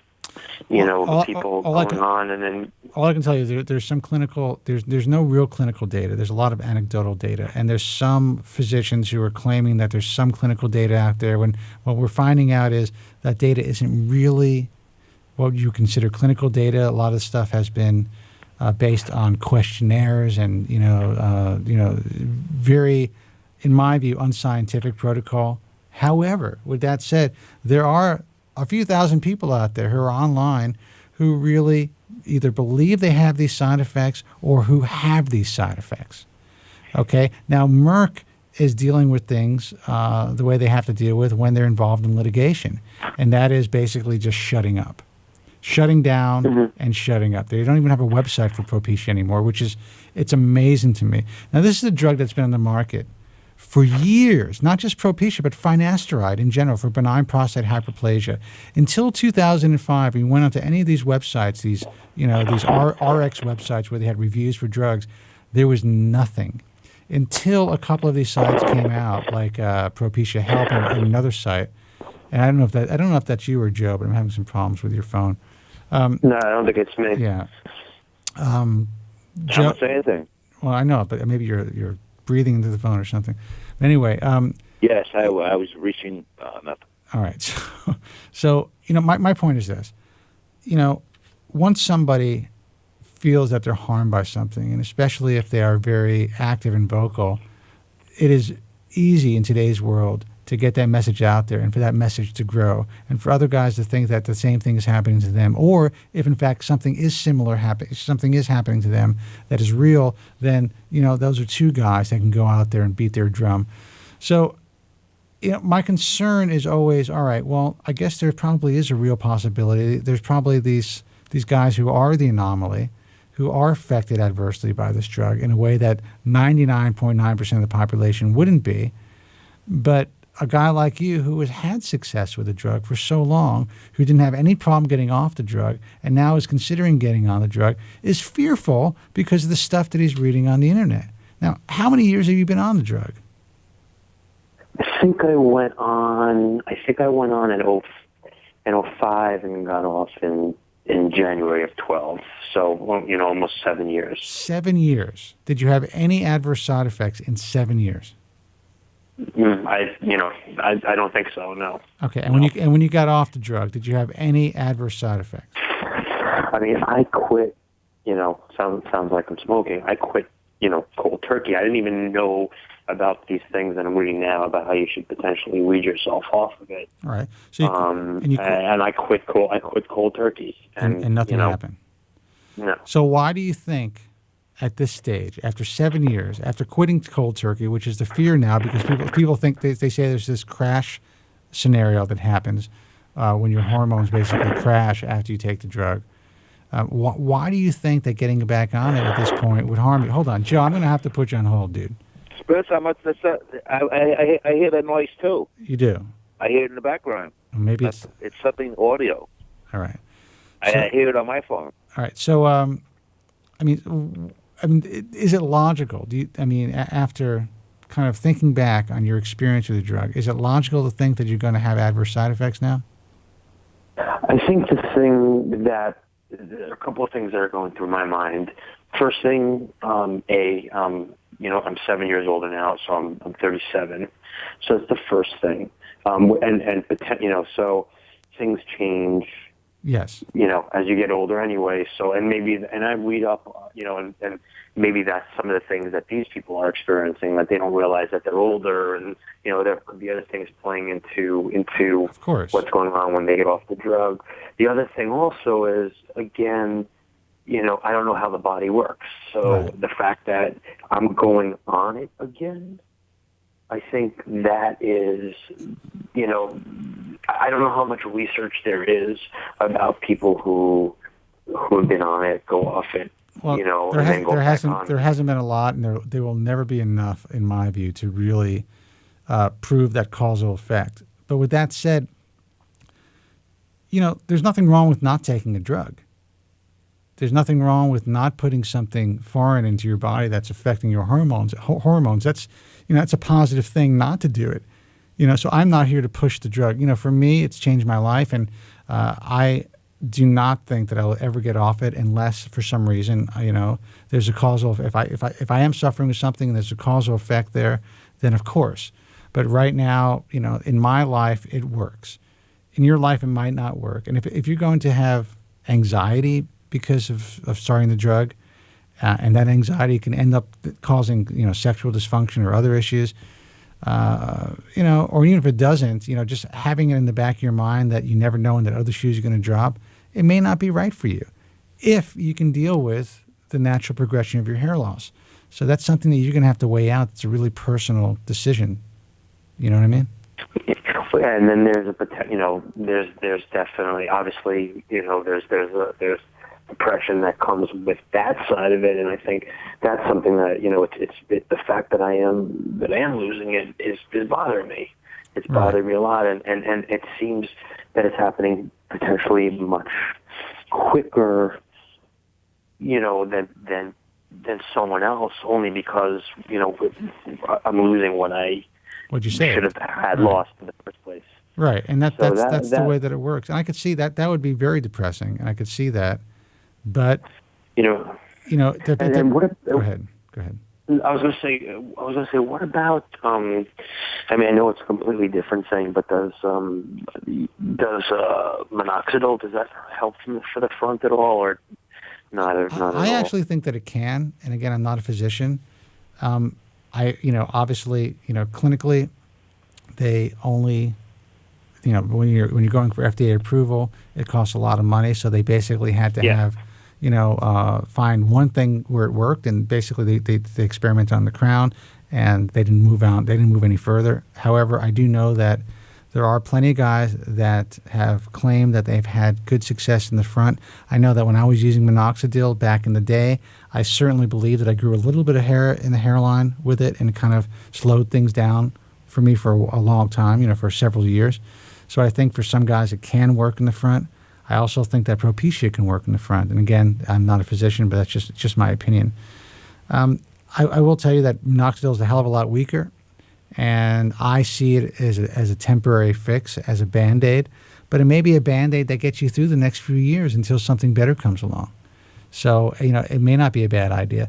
Also realize that once you start minoxidil, there's a good chance, a very high chance, that you're going to go through a telogen effluvium, which could be a massive shed in some cases, and you have to be emotionally prepared for that possibility as well. So, it's a lot to digest. There's a lot to deal with, especially, first of all, let me say that you did the right thing as far as your family is concerned. While there is no clinical evidence showing that there's any form of birth defect related to a man using the drug and impregnating his wife, you did exactly what I would do if I was going to impregnate my wife. So I think that it wasn't even a question. Move. I mean, it wasn't a question at that point. Yeah, no, and I think it's great, and I think that I'm proud that you did that. Proud of you that you did that, because I think a lot of guys, we're all a little selfish when it comes to our hair. Let's face it. I mean, something that if you're taking the drug, it's really affected you. A lot of guys wouldn't get off of it. I know several guys that had children. Obviously, thank God, nothing was wrong with them. But I always advise people to just back off a bit, get your wife pregnant, and then get back on it if you want. Your case is, I could see why you're struggling, because honestly, if I decided to start taking the drug today, not knowing what I know about it with my own experience, but just reading it fresh, even though you had some good experience. But, if I went on the internet, I'd probably be scared shitless too. So I get it. I don't necessarily agree with it, but I get it. I guess the thing is, I'm basically repeating pretty much what I'm sure all you guys talk about, but it's happening to somebody, and whatever it is, whether it's 100% psychological or psychological for half the people and medically for the other half, or whatever it is. I have a feeling that it's happening to. It's got to be medical with some of these people. I agree. I think that there's a subset of guys. And if you're that person, obviously. Yeah. What's that? Yeah, I think there's a subset of guys who are dealing with this bizarre phenomenon from the drug. For sure, I definitely believe that. In your experience, it doesn't seem that you would be one of these guys. However, as soon as you get that shit in your mind, man, it can totally screw with you. Sex is between our ears. That's just the way that it is for men, for women too. But we actually have to perform. And if you have one issue and you think it's because of that drug, there's a good chance that issue will continue unless you can somehow come to terms with it and get a grip and realize, okay, this is all in my mind. That's a very difficult thing to accomplish. Once there's a little adrenaline kicking through your system, even if you believe that you're not really thinking about it, you can be impotent. That's just the way that sex works for guys. So, my advice is if you can't, I guess I'm breaking up, as people are saying. My advice is if you can't deal with it emotionally, if you think this is something that's going to be on your mind, then, maybe it's just time to take out those clippers, dude, and move on. Oh, God. Can I just interject for a minute? Yeah. I'm not a physician, but I personally use Propecia, and I found no side effects. I think, people who have taken an aspirin have died due to anaphylactic shock. Let's put it that way. You're stealing my lines, Are you aware Joe. of that? Come on, you're stealing my lines. Well, it's true. I took Propecia for 3 years. I actually had a bigger sex drive than ever before, to be honest with you. I think it's total nonsense, these Propecia side effects. Well, I disagree with that. I disagree with that. I don't think it's total nonsense. I think that there's obviously even during for the most part, for the most part. Yeah, even during clinical trials, though. I mean, they're real, but it really just depends on the individual. And I absolutely believe that things have been so blown out of proportion online that it's tragic. It's tragic that there's so many guys who will never be helped by this drug, who will suffer where they wouldn't have to suffer, at least for several years because they're so shit scared to take this drug. But again, with that said, you don't want to be that anomaly. You don't want to be that one guy who has permanent impotence from this drug if, in fact, there's a real physical cause. Yeah, I think the one thing for me, because I've been sitting with a prescription for the last 2 months, and I've been sitting with it, and obviously with each day goes by, you see a difference. But I think for me the bigger issue, I think, is that I'm going back on it, and I think there's even less of a study or less of any kind of conversation from people who've actually gone on, or been on it, got off, and then got back on again. Well, I think you're right about that. I also think that, clinically, any physician worth his salt will tell you that you kind of have to look at your history with the drug. And the fact that you've only been off it for a year, you really haven't aged that much since you got off of the drug. So, I don't think there are any major changes to your physiology in the last year and a half. Have you you run into all sorts of people, I know, and talk to a lot of people. Do you know people who, for one reason or another have gone off it and gone on again? Have you talked to anyone or seen that before? Yeah, I have, actually. And most people who get off the drug and get back on it don't have any issues. Some guys have gotten off the drug because they've had to have surgery, and for whatever reason, their doctors didn't want them to be on the drug. I know one guy that actually went to rehab, who he was not allowed to take the drug at all, or any drugs for that matter, unless it was something for a life-threatening condition. And obviously they didn't think that Finasteride was. And I guess at the time they thought that Finasteride masked certain drugs. So he wasn't allowed to take it, and he got back on and he was fine. But, I can tell you a whole bunch of stories. It doesn't mean that you're going to be fine. That's just the way that it is. I want to relay your fears. I don't believe that, personally, I don't believe that anything is going to, you're going to have any adverse side effects, especially since you've had such a long experience with the drug. But that's just my personal opinion. It doesn't mean that you're going to be okay.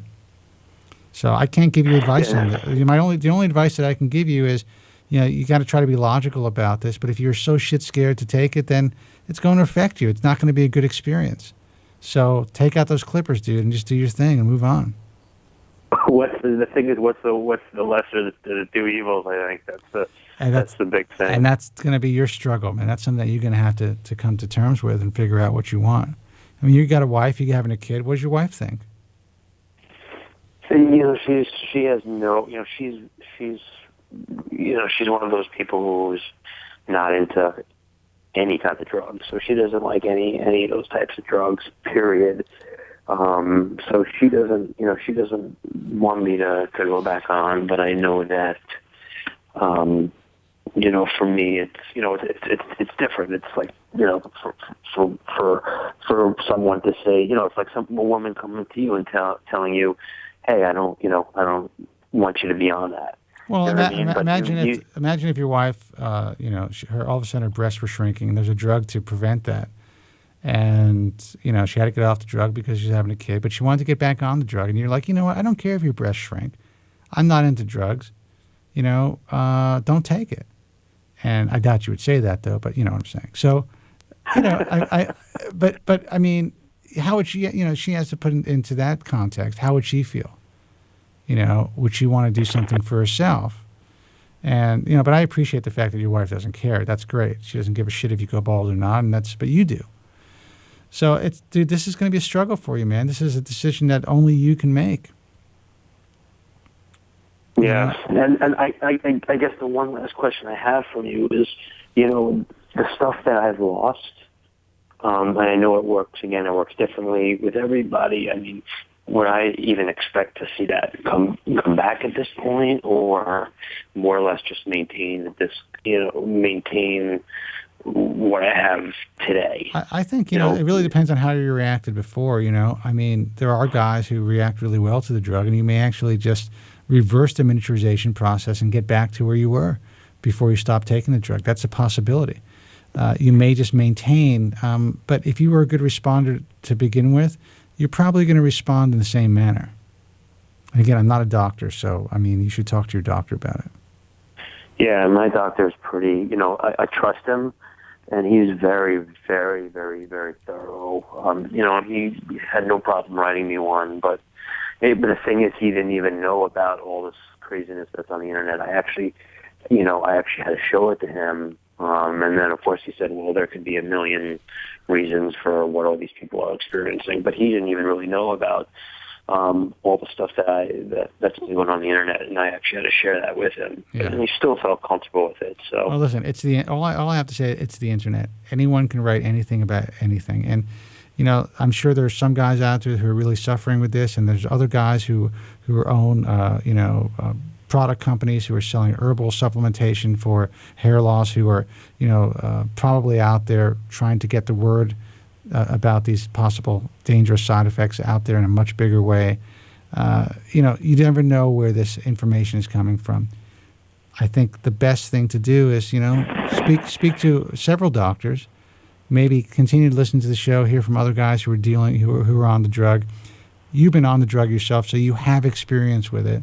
So, I don't know, man. To me, you seem like the type of guy, and this is not an insult because there's a lot of guys out there who, might be affected by it psychologically because you're so concerned about it now. And if I were that type of guy, and I am that type of guy. I'm a little hypochondriacal myself. I probably wouldn't take it if I were in your shoes because I wouldn't want to have that burden and that worry. But All right. Well, I appreciate your time, and I will definitely report back at some point and let you know how things are going. Yeah, but with that said, I hate the fact, for you, if you don't want to be bald, if you want to stop your hair loss, I just hate the idea that you're so fearful to take the drug. So I kind of waffle back and forth. My advice is I can't give you advice on this. You have to make that decision for yourself. Yeah, no, I agree. It's something that I have to do. I completely agree. Okay. So, listen, good luck. Good luck, man. Yeah, I'll report back up. All right, thanks. All right, thanks, man. Take care. I'll talk to you soon. Bye-bye. Bye-bye. Good luck, my friend. Thank you. Take care. See you, man. Oh, vey. Spencer lost his arm. You're here. breaking up a little bit. I hate to tell you. I can't help it. What am I going to do? But your callers are coming in very loud for some reason. It's like they're overshadowing you. Well, there you go. Let's see who this is. Can't take that call. Who was that? A woman screaming? I don't know what that was. Listen, I'm going to take a break, guys. 888-659-3727. When we come back, we'll probably have time for another call. So, any questions, concerns about your hair loss, this is the show. It's the Bald Truth. Stay with us. We'll be right back. The winner of 7 prestigious Golden Forehead Awards. My family's always arguing. It always starts off innocent and then it gets vicious right away. So I was like, hey, looks like you're losing some hair. At least my wife's not a whore. Spencer David Kobren.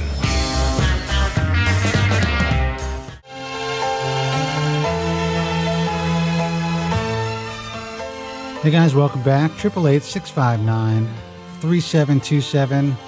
I just had to listen to some of that song. It's old school. Kiss. What am I going to do? 888-659-3727. I'm Spencer Kobren. You're listening to and watching The Bald Truth, self-help radio for guys and for girls who get it. I apologize for any issues we may be having with our internet. I'm going to have to contact my provider tomorrow. I do my speed test. Everything's working great before the show, and then both my connections fucking fail during the broadcast. But what can I do? 888-659-3727. Also want to, let me pot Joe down. Want to thank our sponsor for the program tonight, Netflix. I got to tell you, man, guys, you know that I've been avoiding having any sponsorship for the online broadcast, period. Lots of offers, especially from the hair world. I will not allow a hair company at this point to advertise on this broadcast. It causes too much confusion. I love the flow of the program. So for all you non-hair related advertisers out there, check out Netflix because they are advertising on The Bald Truth and reaching the largest demographic of all humankind.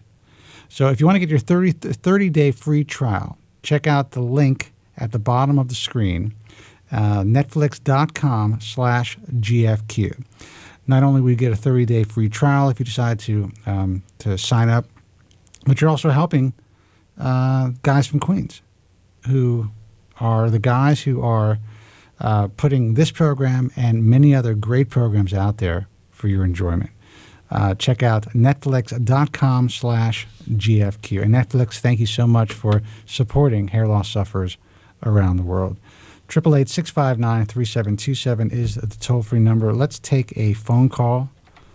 Jesus.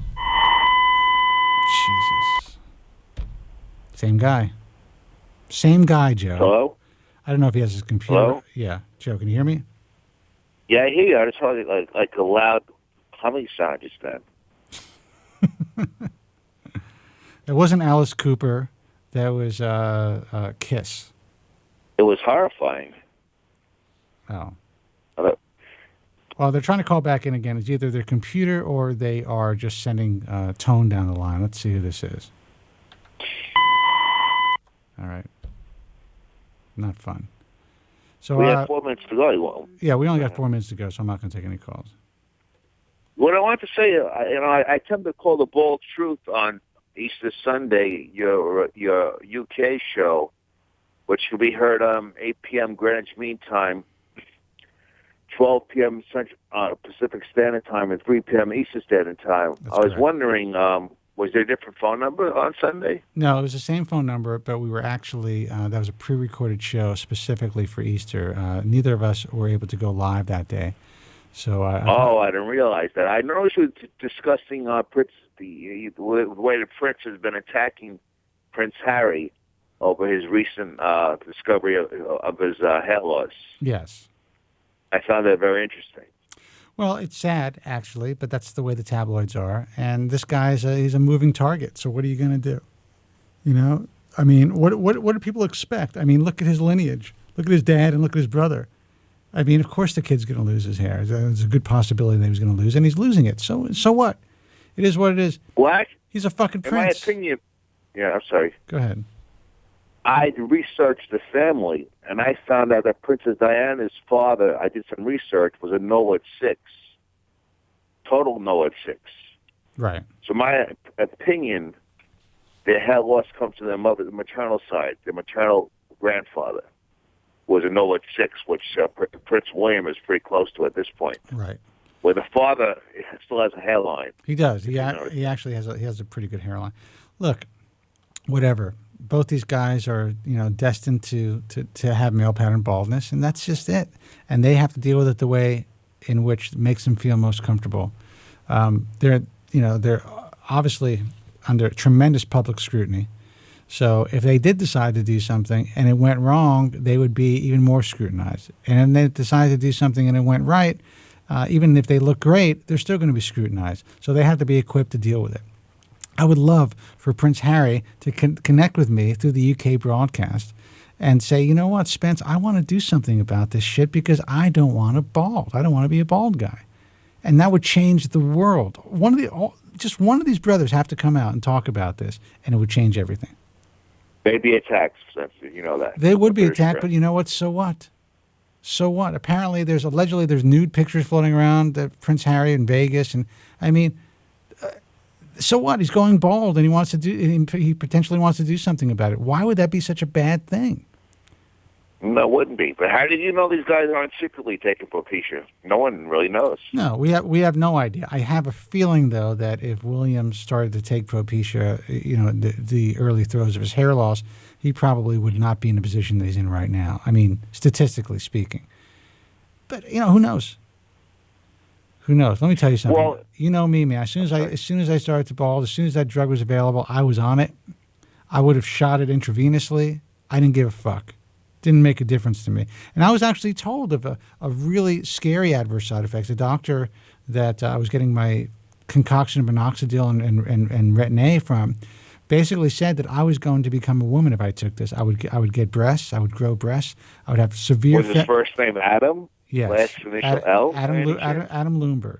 Lumberg told me the same thing. Yeah, and that it would be... I would become a transgender. I would basically be a eunuch in a sense. I'd have no sex drive, all that stuff. Scared the shit out of me for a year, and but I was so desperate. It wasn't what I was buying from him from $90 a bottle, and I was using like 2 bottles a month. It wasn't working for me, and I decided to try it and forget about everything that he put into my mind, and it worked. And I never really thought about it again. Well, he screamed at me in his office. He said, "You want to grow breasts? You want to wear a dress? Yeah. Take this drug. I'll put you in a dress." That's so funny. He said that? Really? That's hilarious. It wasn't. I didn't find that funny at all. I found it horrifying. He was screaming at me. Remember that guy's office? You want to be a woman? With the wood paneling behind him? Remember that? I mean... Yeah, I remember. I would think... He's still around. He's like 85. Yeah, I would be so depressed going to that place. It used to be on 71st Street. I don't know if it's still there. I was so depressed. And he would be like, "Oh, your hair's looking much better." And what kind of doctor was he? Was he like I forgot what he was. Was he like a GP? He never told me. His daughter's the boss now. Let me tell you, that was just, God, one of the bigger mistakes. I mean, I spent a lot of money on that stuff, and I always kind of felt rushed. I remember he had like an acupuncturist in the next room. The whole fucking thing, man. And his sister was his head nurse. I don't know if you knew that. I didn't know that, but it's still happening today. He's still in business today. That's a fact. There's obviously some clinical data showing that the ingredients in his product can help with hair loss. So he's not ripping people off or anything. I mean, he's selling a legitimate hair loss product. But I remember he just told me to use an excessive amount, in my opinion. I mean, it was just the whole thing was just a mess. Just a mess. Well, I developed folliculitis using it. I had to see a dermatologist. He told me to immediately stop using it. Yeah, my scalp was inflamed too. And Lumberg told me that I would need more. It was not a good experience. But what he's doing is not illegitimate. He's selling a legitimate hair loss product. It's just, in my view, the way that it was marketed, especially to young, vulnerable guys, it was the only thing that worked. And if you try anything else, that's what he said. Yeah, and if you try anything only else, his product worked. Try anything else, it's not going to work. And he really, I remember after I spoke to him at length about Finasteride, he had this what I would consider to be propaganda in his waiting room. On his table. Yeah, about the potential adverse effects of this drug that people are starting to use for hair loss.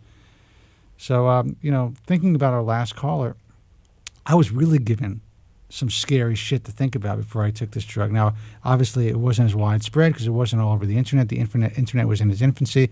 This was coming from one doctor.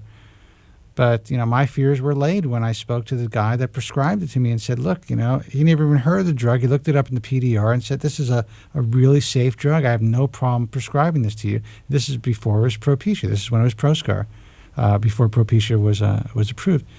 So, I don't know, man. The whole thing is it's unfortunate.